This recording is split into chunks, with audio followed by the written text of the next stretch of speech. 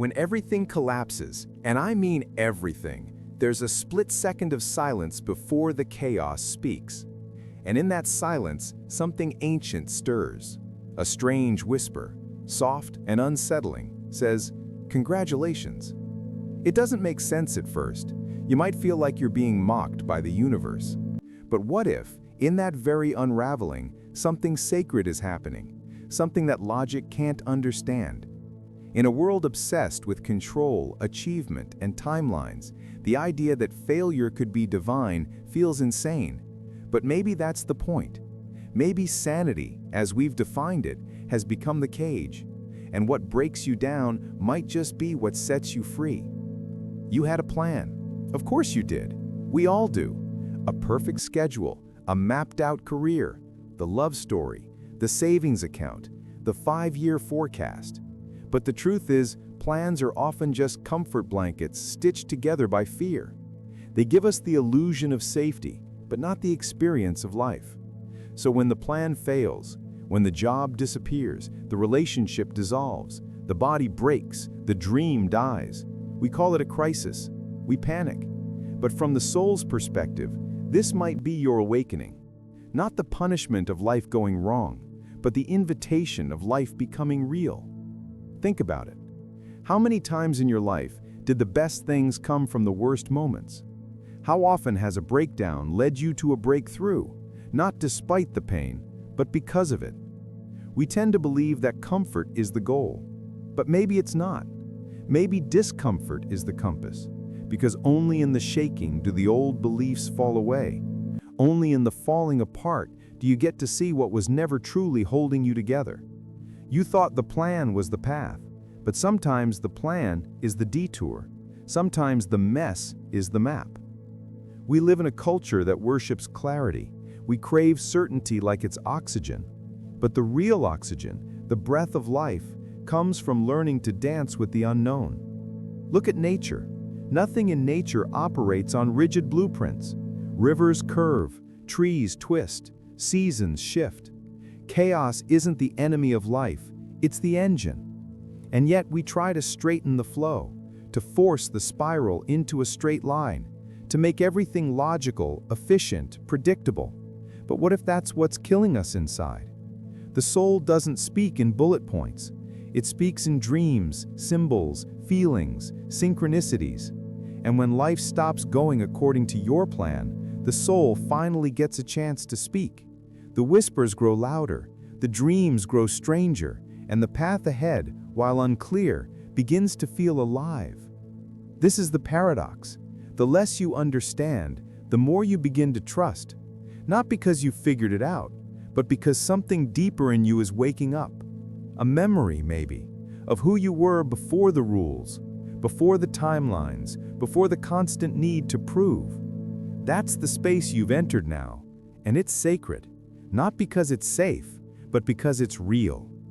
The walls are down, the mask has slipped, the future is unwritten, and that's terrifying, but it's also the beginning of true freedom. You see, life never promised predictability. It promised presence, and presence can't be planned. It must be lived moment by moment, breath by breath, heartbreak by heartbreak. When nothing goes according to plan, you begin to live according to truth. And that truth is uncomfortable because it asks you to surrender control not just in theory, but in your bones, to let go of how you thought it should be, to stop bargaining with the universe like it owes you a guarantee. This is not a punishment. This is preparation. Every unraveling is an invitation to reweave your life with more honesty, more intuition, more alignment. Not with society's script, but with your soul's code. The version of you who needed everything to go right, that version is dissolving, and in its place, something raw and real is emerging. You may not know who you are without the plan. That's okay. You're not supposed to. Identity built on expectations is fragile, but identity built in the fire of uncertainty, that's unshakable. What you're experiencing isn't chaos, it's recalibration, like a compass correcting itself in a magnetic storm. You're being pulled towards something truer, something you didn't plan because it wasn't born in your mind, it was born in your being. The mind plans, the soul listens, and now, in the quiet after the collapse, the soul is speaking clearly. Maybe for the first time in years, maybe for the first time ever. Don't rush to rebuild, don't sprint toward the next milestone. Be here, in the ashes, in the ache, in the strange, beautiful unknown. Because this space you're in right now, this is where magic grows. This is where miracles are conceived, not in the perfection of your plan, but in the freedom of its failure. If nothing's going according to plan, congratulations, you're alive. Really, fully, finally alive. There's a strange silence that follows the collapse. Not the silence of peace, but the silence of something sacred breaking through. It's the silence between heartbeats, between the final note of a song and the moment the echo disappears.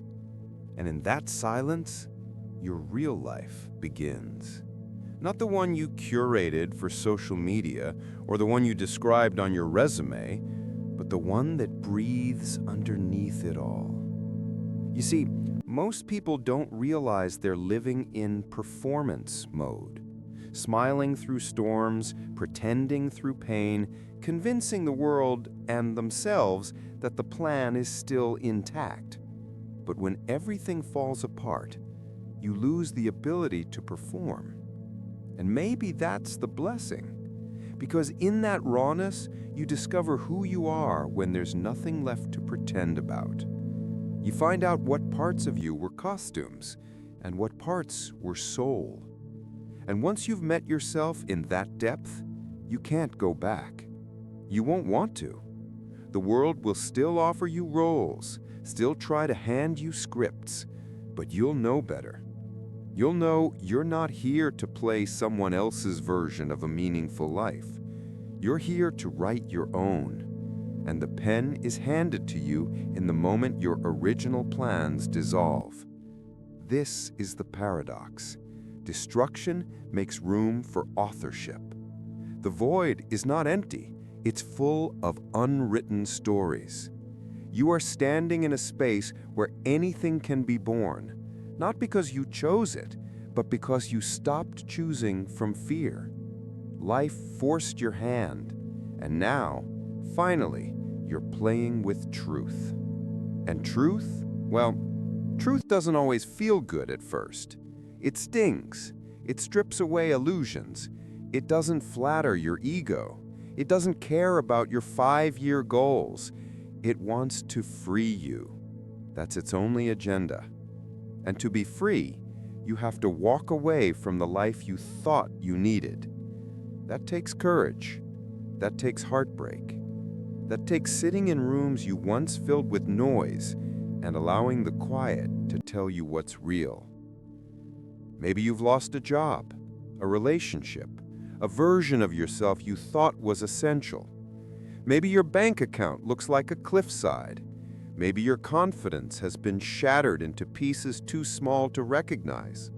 And yet, here you are, breathing, somehow still standing, even if shaking. That's not weakness. That's rebirth. That's what strength actually looks like.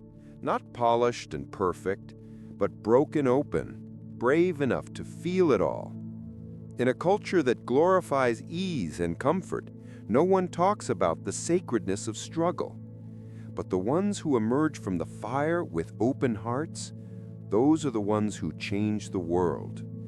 And you, right now, are becoming one of them. Not because you wanted to, but because life called you into the fire. And you said yes, maybe not with words, but with your survival, with your willingness to keep going even when it didn't make sense. That's enough. That's always been enough. Your path now isn't about rebuilding what was. It's about listening to what wants to be built through you. That's a different kind of creation. It doesn't come from force. It comes from flow. It comes from hearing the whisper and choosing to follow even without a map, especially without a map. You're not late. You're not behind. You're not broken. You're becoming. And becoming doesn't follow timelines. It follows truth. The caterpillar doesn't become a butterfly by checking its schedule. It dissolves completely. It loses everything that once defined it. And only then, only in that formless void, does it discover flight. That's where you are now, mid-dissolution, in between what you were and what you're becoming. And it's okay that it feels terrifying. It's supposed to. Transformation is holy chaos. And chaos is not the opposite of order. It's the birthplace of deeper order, an order your mind can't see yet, but your soul already knows. So don't rush the process. Don't tape the pieces back together just to feel whole again. Let them stay scattered a while longer. Let the space between them breathe.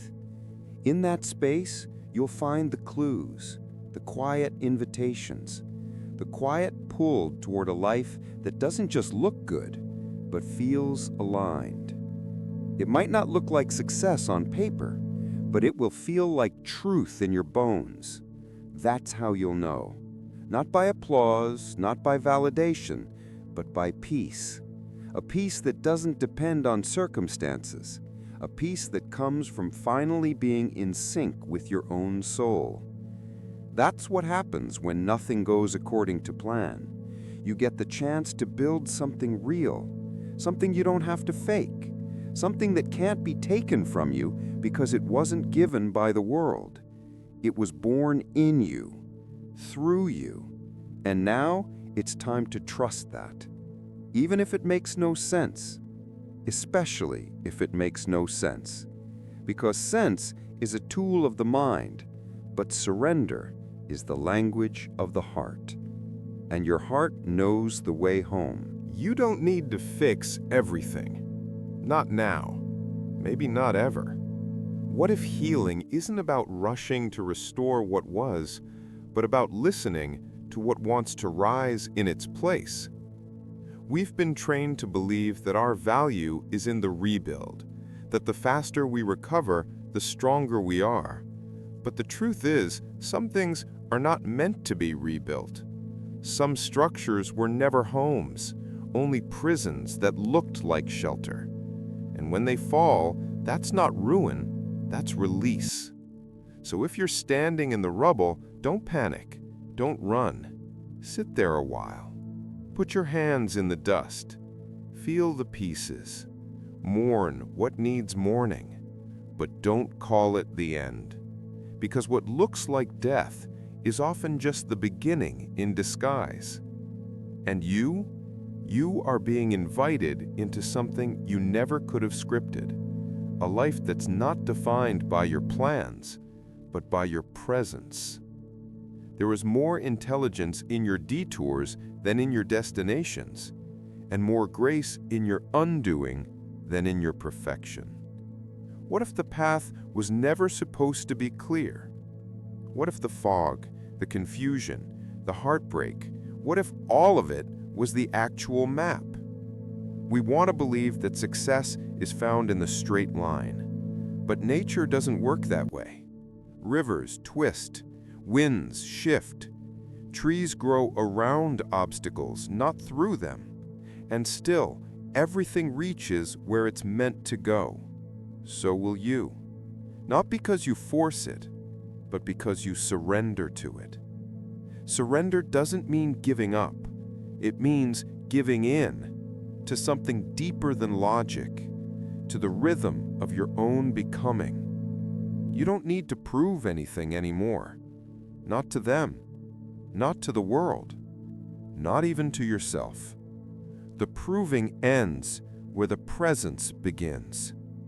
And when you finally stop trying to control every outcome, life begins to surprise you, genuinely, beautifully, often quietly. A smile on a bad day, a stranger's kindness, a dream you forgot returning in a new form. These are not accidents, these are alignments. evidence that the universe is still working with you, even when nothing makes sense, especially when nothing makes sense. There is a language beyond words, a wisdom beyond the intellect, a love so wide it doesn't fit inside any plan. That's the love that holds you now, not because you earned it, but because you exist. And that's enough. You've always been enough, even when your plans collapsed, even when your confidence shattered, even when your hope disappeared. You are not the sum of what went wrong. You are the living proof of what's still possible. That's the power of surrender. It doesn't erase the storm. It teaches you to dance inside it. And once you've danced in chaos, you are never afraid of losing the music again, because you realize the music was never outside of you. It was always in your bones, always in your breath, always in your being.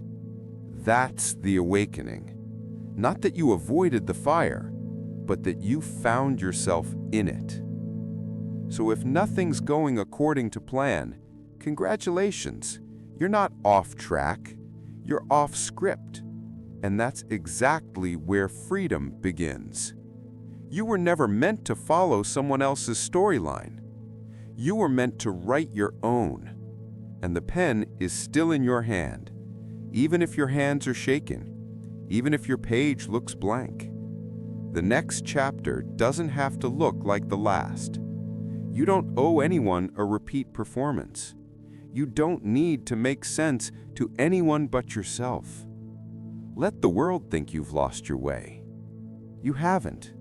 You found a new one that bends with your spirit, one that breathes when you do. You are not behind. You are not broken. You are not too late. You are precisely where the miracle begins. And yes, it may not look like a miracle yet. It may look like confusion, like exhaustion, like sitting in the dark hoping for a crack of light. But don't let appearances fool you. The seed doesn't look like the flower. The storm doesn't look like the sunrise. And the beginning never looks like the end. One day you'll look back at this moment, the mess, the ache, the not knowing, and you'll thank it. You'll see how it reshaped you, how it rebuilt you from the inside, not in the image of who you thought you had to be, but in the truth of who you always were. So breathe. Let the plans go. Let the stories go. Let the fear go. And step forward, not because you're certain, but because you're ready to be real. That's all life ever asked of you. To be real, to be here, to be alive. And now, you finally are.